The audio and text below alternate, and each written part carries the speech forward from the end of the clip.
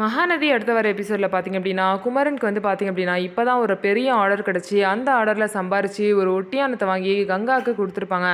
அவரே பார்த்திங்க அப்படின்னா இன்னொரு ஆர்டர் சொல்லியிருப்பாங்க. ஆனால் அந்த ஆர்டர் மலேசியாவில் இருக்குது, அதுக்கு நீங்கள் மலேசியா போய் தான் தைச்சி கொடுக்கணும்னு சொல்லவும் குமரன் வந்து ஃபஸ்ட்டு யோசிப்பார். அதுக்கப்புறம் சரி போயிடலாம், இப்போ போய் சம்பாரிச்சா டெலிவரி எப்போ அந்த காசு வந்து யூஸ் ஆகும் அப்படின்னு யோசித்து ஓகே பண்ணிடுறாரு.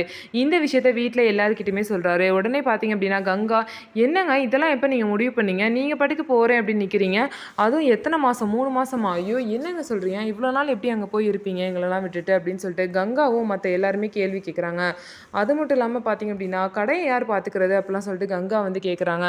அதுக்கெலாம் நான் ஏற்பாடு பண்ணிட்டேன்னு சொல்லிட்டு குமரன் வந்து எல்லாத்துக்குமே பதில் சொல்கிறாரு. யாரும் என்னை தடுக்காதீங்க, நான் போனால் தான் நல்லது அப்படின்னு சொல்கிறாங்க. வீட்டில் எல்லாரையும் சம்மதிக்க வச்சுட்டு அப்புறம் நிவின்கிட்டையும் விஜய்கிட்டையும் தனியாக வந்து பேசுகிறாங்க. அவங்க 2 பேர்கிட்டையும் நான் இந்த விஷயத்த சொல்லலைன்னு எதுவும் தப்பாக எடுத்துக்காதீங்க, நானே இப்போ தான் முடிவு பண்ணேன்னு சொல்லிட்டு குமரன் சொல்கிறாங்க.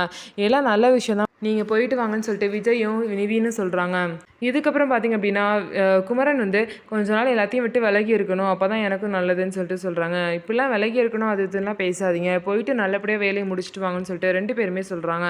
ஸோ நம்ம வீடியோ உங்களுக்கு பிடிச்சிருந்தா நம்ம வீடியோவை லைக் பண்ணிக்கோங்க, மறக்காமல் நம்மளோட சேனலை சப்ஸ்கிரைப் பண்ணிவிட்டு பாருங்கள்.